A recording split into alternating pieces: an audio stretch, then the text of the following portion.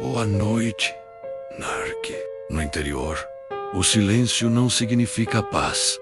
Significa atenção. Quando o sol se põe e a escuridão toma conta da área rural, cada som ganha peso. O vento no capim alto parece um sussurro. A madeira velha das casas estala como se alguém estivesse andando por dentro das paredes. E a mata nunca dorme. Esse relato aconteceu em uma região afastada, onde as casas ficam separadas por longos trechos de estrada de terra, cercadas por pastos abertos e uma floresta fechada, que começa logo depois das cercas. Durante o dia, o lugar parecia comum. Céu aberto, cheiro de terra seca, o som distante de animais. Mas à noite, tudo mudava. A escuridão ali era densa. Não havia postes, nem luz refletida no céu. Quando as lâmpadas da casa eram apagadas, o mundo simplesmente desaparecia. O homem que enviou esse relato cresceu naquela casa desde criança e desde pequeno ouviu o pai repetir sempre a mesma regra: se alguém te chamar à noite, nunca responda antes de ver quem é. Na época, parecia exagero, história de gente antiga, até a noite em que ele ouviu a própria mãe chamando por ele, do lado de fora da casa. Era tarde.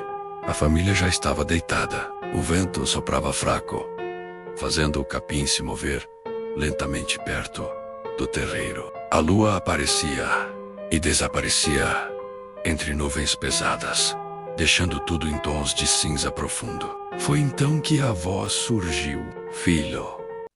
Baíja, arrastada, vinda da escuridão do quintal. O coração dele acelerou imediatamente. A voz era conhecida, idêntica à da mãe. O mesmo tom cansado, o mesmo jeito de pronunciar cada sílaba. Mas havia algo errado. A mãe estava dormindo no quarto ao lado. Ele se sentou na cama, sentindo o frio subir pelas pernas. A casa estava silenciosa demais. Nenhum grilo, nenhum inseto, apenas aquela voz: vem aqui fora. Eu preciso de você. Agora o chamado vinha mais perto da porta. Ele se levantou devagar e caminhou pelo corredor escuro. Espiou o quarto dos pais. A mãe dormia profundamente virada, de lado, respirando de forma calma e regular. Aquilo não fazia sentido. Quando voltou para o quarto, sentiu o ar diferente, mais pesado. Um cheiro estranho entrou pelas frestas da janela.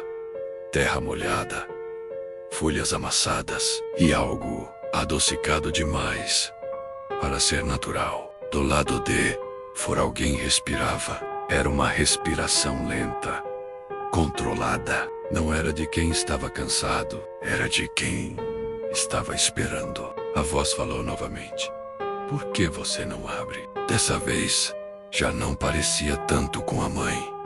Era parecida, mas básia, como se estivesse copiando um som, sem entender o sentimento por trás dele. O pai apareceu no corredor, acordado pelo silêncio estranho.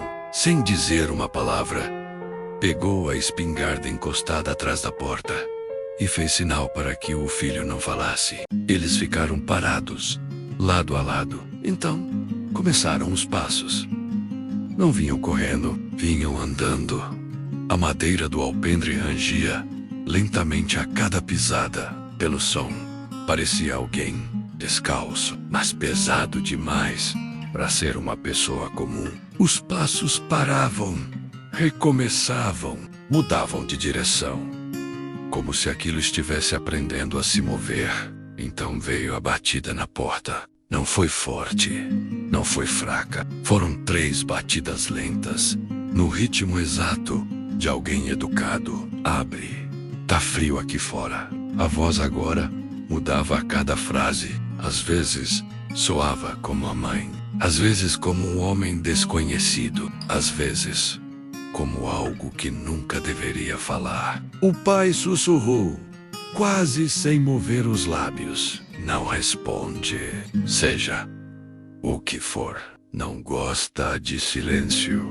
Eles passaram a noite acordados. Do lado de fora, a coisa continuou andando ao redor da casa, testando Ranela, se aproximando das paredes, parando perto das portas, até que, pouco antes do amanhecer, ela falou pela última vez: eu volto quando aprender melhor. Os passos se afastaram lentamente em direção à mata, mas o silêncio que ficou não trouxe alívio, porque naquele momento eles entenderam: aquilo não estava indo embora, estava apenas treinando. A manhã chegou, mas a sensação da noite não foi embora. A luz fraca do sol entrou pela janela, revelando marcas no chão do alpendre. Não eram pegadas claras, mas o capim estava amassado em círculos, como se alguém tivesse andado ali por muito tempo, indo e voltando, observando a casa. O pai saiu primeiro, espingarda na mão. O ar estava frio, pesado. Nenhum pássaro cantava, nem mesmo os galos haviam anunciado o amanhecer. A mata, logo após a cerca, parecia mais escura do que o normal. As árvores altas formavam uma parede irregular de sombras, e entre os troncos havia espaços profundos demais para serem ignorados. O pai falou baixo, quase em respeito ao lugar: isso não é bicho. Durante o dia, a família tentou seguir a rotina, mas tudo parecia errado. Os animais estavam inquietos. As galinhas se recusavam a sair do galinheiro. O cachorro permanecia encolhido debaixo da casa, rosnando para a direção da floresta. No meio da tarde, o filho ouviu a voz de novo. Dessa vez, vinha da estrada de terra, de casa. Era a voz do vizinho mais próximo, um homem que morava a quilômetros dali. O garoto correu até a janela. A estrada estava vazia, coberta por poeira clara e marcas antigas de pneu. Não havia ninguém. Mesmo assim, a voz chamou outra vez: abre.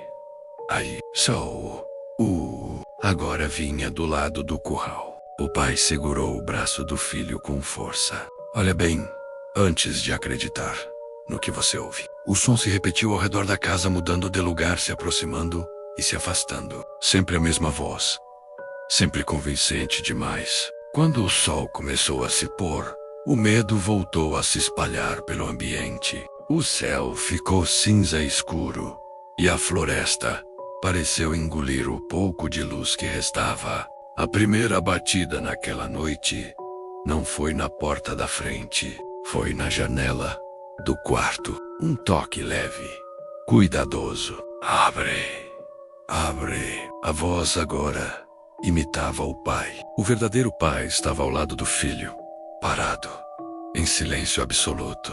A coisa começou a falar frases curtas, repetidas, como se estivesse treinando. Sou eu. Não precisa ter medo. Abre a janela. Cada frase soava um pouco melhor que a anterior. Do lado de fora, algo se movia, lentamente projetando uma sombra alta na parede da casa. Não dava para ver o rosto, apenas uma silhueta torta, com o pescoço inclinado em um ângulo estranho. A respiração voltou, mais próxima, mais confiante.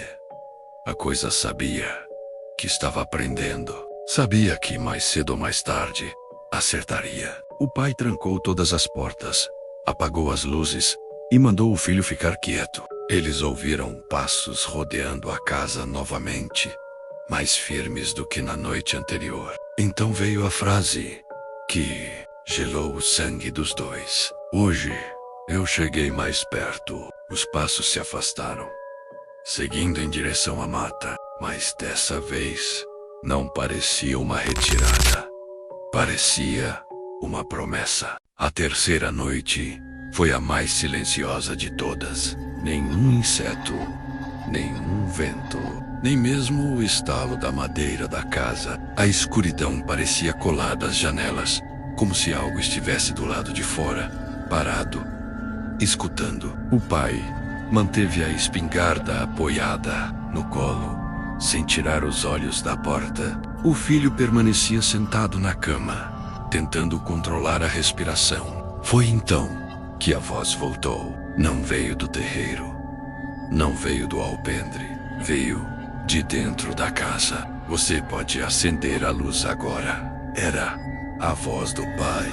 O pai verdadeiro estava ao lado do filho, imóvel. A frase foi repetida, idêntica, no mesmo tom, com a mesma pausa entre as palavras. Pode acender a luz. O garoto sentiu o estômago afundar. Aquilo não estava mais errando, não estava mais misturando vozes. Agora, imitava com perfeição. Passos surgiram no corredor, leves, cuidados. Não faziam barulho suficiente para denunciar um corpo pesado, mas também não eram leves como os de uma criança. Eram estudados. A sombra apareceu sob a porta do quarto, alongada demais, ombros largos demais. A maçaneta girou lentamente. Não houve força, não houve pressa. Do outro lado, a coisa falou baixo, com a voz exata do pai. Abre, eu estou aqui. O verdadeiro pai levantou-se devagar, respirou fundo e falou alto, quebrando o silêncio pela primeira vez. Você não entra. A casa estremeceu. Não fisicamente, mas no ar do corredor veio um som estranho, como um suspiro frustrado. A sombra recuou um passo. Então, a voz mudou. Eu só queria aprender. Os passos se afastaram, indo em direção à porta da frente. O som da madeira do assoalho, rangendo, acompanhou cada movimento até cessar completamente. A porta da casa se abriu sozinha. O vento entrou de uma vez, trazendo o cheiro forte da mata. Folhas secas foram arrastadas para dentro da sala. Ao longe, na beira da floresta, uma silhueta observava, dessa vez parada, como se tivesse entendido. Na manhã seguinte, a família deixou a casa. Não voltaram para buscar nada, nem móveis, nem roupas, nada que pudesse fazer parecer que alguém ainda morava ali. Anos depois, o homem que enviou esse relato voltou à região. A casa estava abandonada, tomada pelo mato, com as janelas quebradas e a porta caída. Mas o alpendre ainda rangia. E segundo moradores antigos, em algumas noites, quem passa pela estrada de terra ouve alguém chamando pelo nome, com uma voz perfeita demais para ser humana. Porque certas coisas não querem matar, não querem atacar, elas só querem aprender a ser você. Se isso foi apenas uma história ou algo que realmente acontece no interior, eu deixo você decidir. Boa noite, Nark, e nunca responda antes de ver.